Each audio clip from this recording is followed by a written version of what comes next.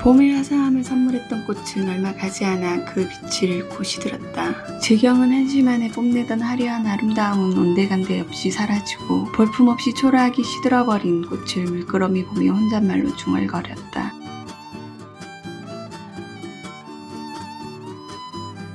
생명은 공평하게도 그 끝은 다 똑같다. 시간조차 공평하지 않게 적용되는 세상에서 그런 결말은 모든 생명에게 유일하게 주어진 평등함일 것이다. 과할 정도로 활기차던 평소와 달리 우울함을 가득 묻힌 망아지들이 가게 안으로 들어섰다.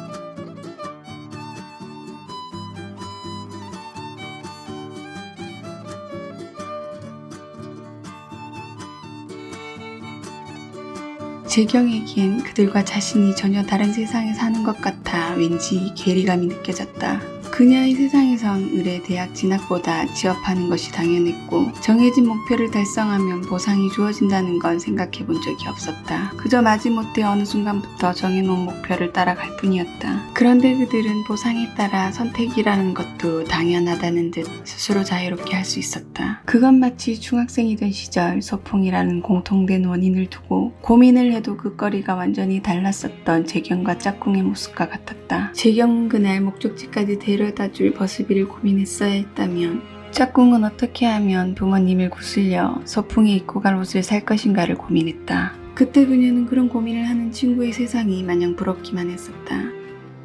그리고 그 소풍은 당일 아침까지 발을 동동 구르며 꼭두 새벽부터 차비를 구하기 위해 집을 나선 아버지를 기다리다 끝내 가지 못했다.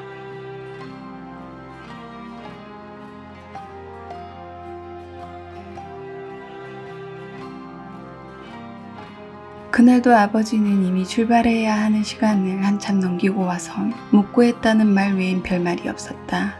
하지만 의기소침한 채 말끝을 흐리던 모습에서 많이 미안해하고 있다는 건 충분히 알 수 있었기에 원망스러웠지만 더는 아무런 말도 할 수 없었다.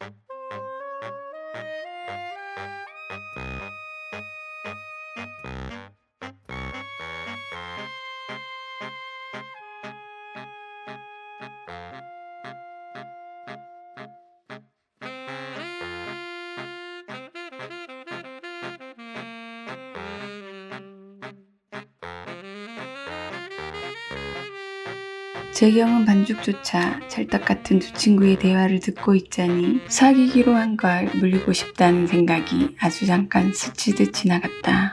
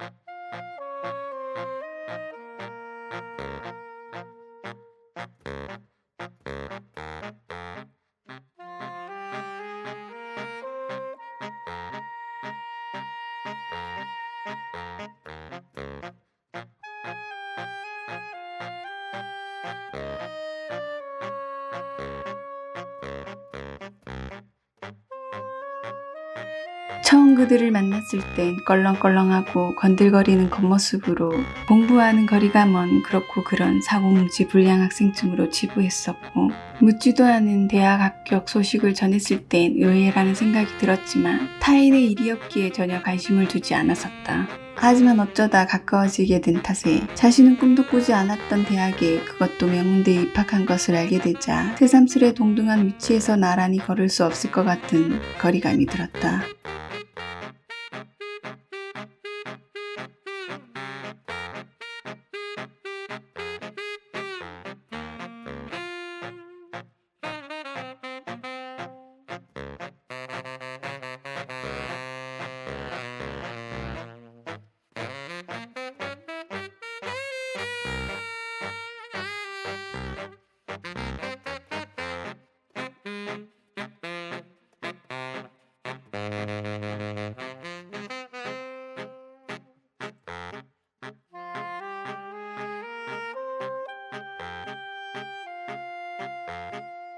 황금 같은 일요일, 공은 펭귄의 고집을 꺾지 못하고 반어거지로 또 다른 영화를 보기 위해 다시 구력을 안겨줬던 장소를 향해 같은 길을 같은 이와 걸었다. 그런데 그때와는 거리의 풍경도 달랐고 두 사람 사이도 달라져 아는 동생과 누나에서 연인이 되어 나란히 걷게 되었지만, 감정에 있어서는 그 어떠한 변화도 느껴지지 않았고 아무런 감흥이 일지 않았다.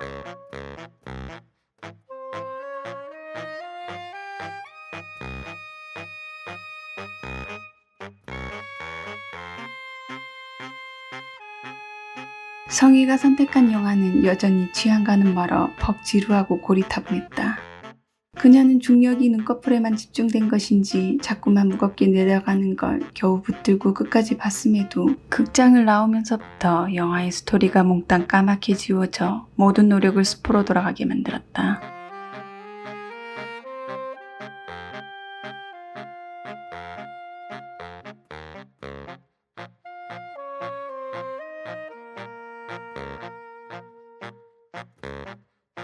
재경은 처음 만난 이후부터 수없이 많이 봤던 장난기 가득한 눈빛을 뜨며 진실을 묻고 있는 성희에 왠지 약이 올랐지만 시치미를 떼본 영화의 내용으로 이어질 대화를 차단하기 위해 빠르게 말꼬리를 돌렸다.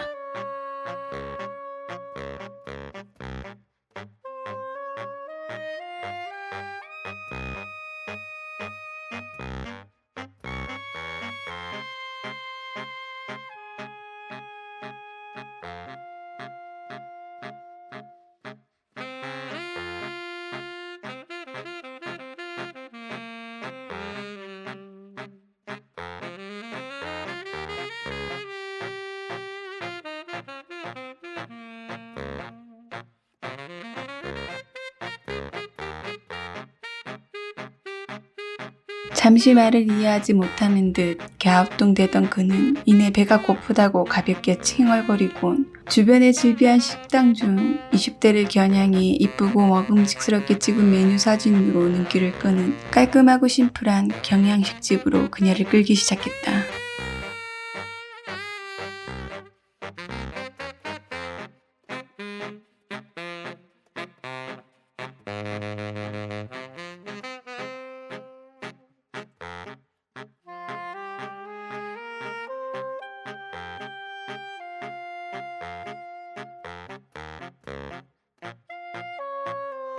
같은 시간 같은 곳에 있는 두 사람이 느끼는 감정과 기분은 달랐다. 조금 들뜨고 신나 보이는 성희와 달리 재경은 많은 사람과 이리저리 부대끼는 게 싫어 당장 그곳을 벗어나 조용한 집에서 쉬고 싶었지만 최대한 내색하지 않고 맞춰주려 노력하느라 무척 피곤해 지쳐 있었다.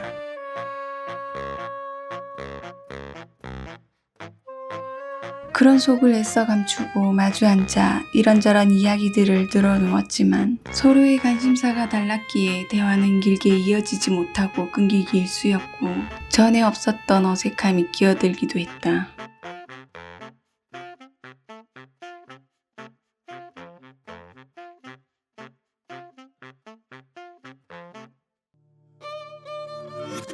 그렇게 첫 데이트는 서로에게 맞춰주려 노력하다 어설프게 끝났다.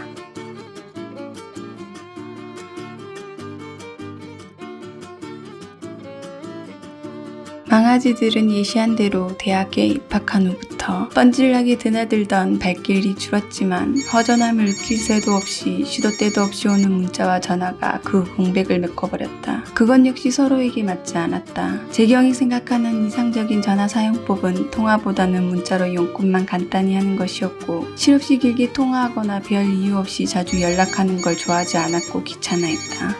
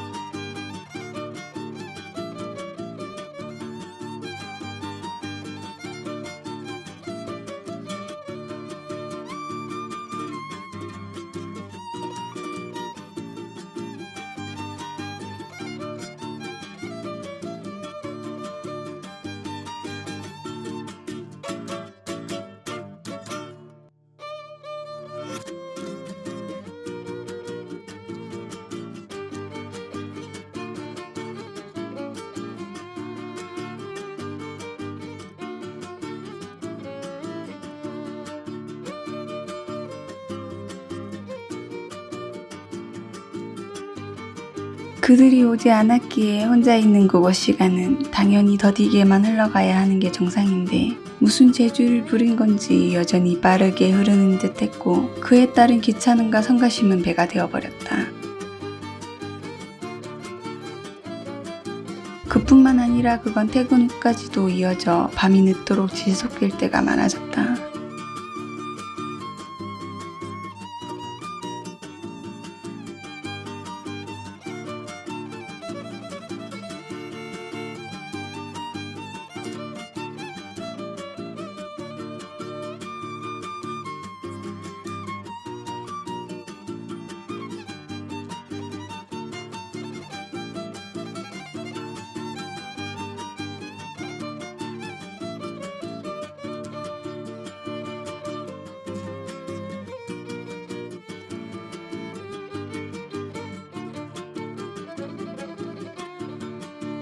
그렇게 슬슬 피로와 함께 불편함이 함께 쌓여가고 있던 중 주말을 앞둔 금요일 오전부터 정희가 가게로 왔다.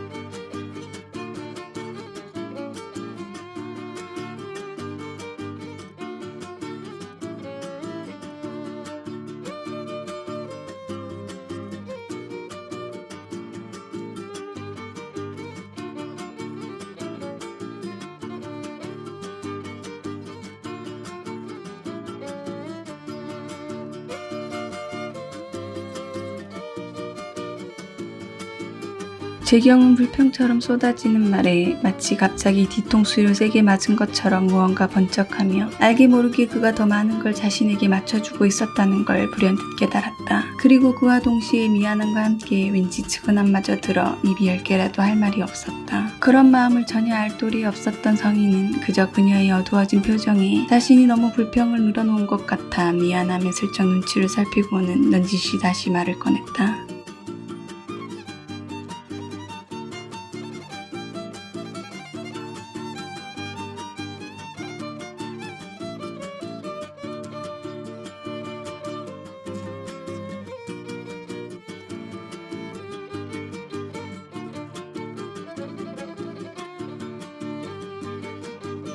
그녀는 계속 자신만 신경 쓰고 맞춰주려고 하는 그가 조금 불편하고 부담스럽다는 생각이 스치듯 들었지만 애써 떨쳐내고 아무렇지 않은 척 태연하게 그녀 말했다.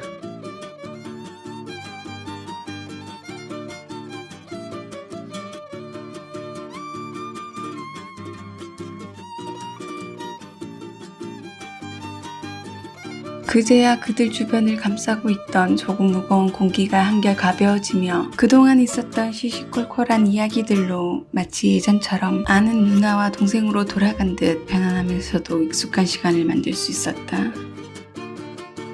어느덧 차갑기만 하던 날씨가 풀리며 레스토랑에도 봄이 문턱까지 다가와 있었다. 한산한 오전 사무실과 가까우면서 조금 구석진 창가에 위치한 탓에 손님들이 잘 찾지 않는 2인 자리에 한 여성 손님이 들어와 조용히 앉았다. 분위기로 보아 다른 일행은 없어 보였고 그렇게 혼자 오는 경우도 흔치 않았지만 간혹 있었기에 개의치 않고 잠시 틈을 두고 재경이 주문을 받기 위해 다가가자 짙은 향기가 먼저 와닿았다. 손님은 왠지 낯이 익어 잠시 아는 사람인가 생각했지만 그럴 리는 없었다. 서울의 연고는 물론이고 레스토랑 사람 말고는 아는 사람도 없었고 특히나 그런 스타일의 사람은 만난 적이 없었기에 아마도 한두어 번 본 손님을 착각한 것이라 대수롭지 않게 생각했다. 늦은 오전이 주는 느긋한 햇살을 과하지 않게 받으며 그만큼 나른함이 묻어나면서도 어울리는 목소리로 짧고 나긋하게 답하던 그녀는 흔치 않게 아름다운 얼굴에 매력적이면서도 우아함이 묻어나고 있었다.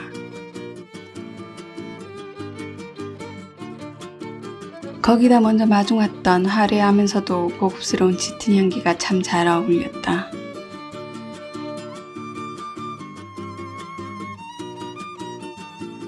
서길이 호들갑을 떨며 하는 말에 그제야 왜 처음 본 그녀가 낯이 익었는지 알 수 있었다.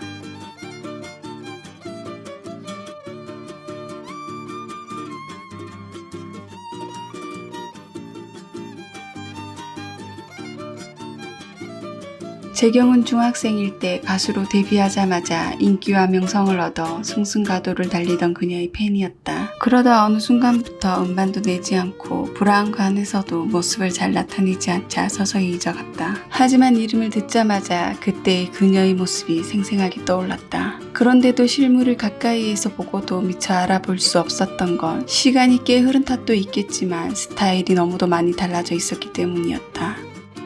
그녀는 아름다움은 여전했지만 풋풋하고 앳된 소녀의 모습에서 매력적인 여인의 모습이 되어 있었다. 그렇게 때 아닌 유명인의 등장으로 인해 잠시 술렁이던 직원들은 손님들의 발길이 이어지기 시작하고서야 온전히 자신의 일에 집중할 수 있었다.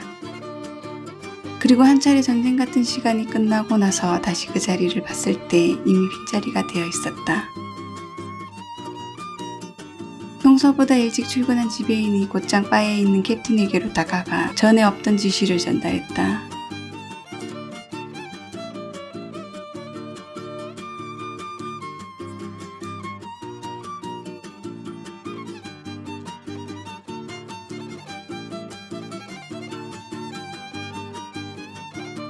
그날 저녁 레스토랑 바에선 매주 주말 밤에 하는 연애 프로에서 몇 시간 전 시사를 가졌던 영화의 남녀 주인공 인터뷰가 있었다.